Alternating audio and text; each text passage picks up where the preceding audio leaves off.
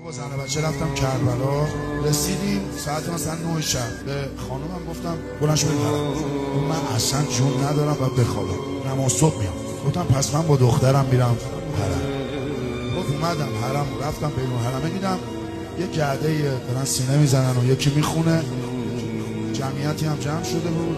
به خودم اومدم دیدم دخترم نیست. بعد میدویدم تو بین الحرمین، این بعد رفتم حرم محسن، میومدم بیرون حرم ابوالفضل، هی دویدم یه چند باری رفتم حرم ابوالفضل. عصبی شدم.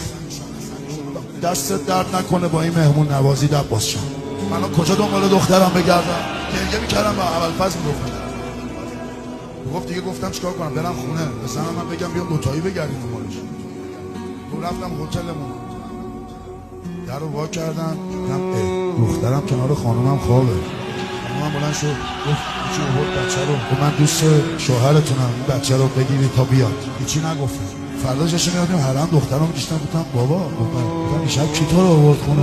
گفت بابا یه آقا مهربونه اومد گفت دخترم هوای منو بگیر دنبال من بیا. گفتم آقا دست تو؟ گفت دست ندارم. برو به بابات بگو ما بعد از رقیه نمیذاریم کسی گم بشه. برو به بابات بگو ما از گم شدن بچه خاطره خوبی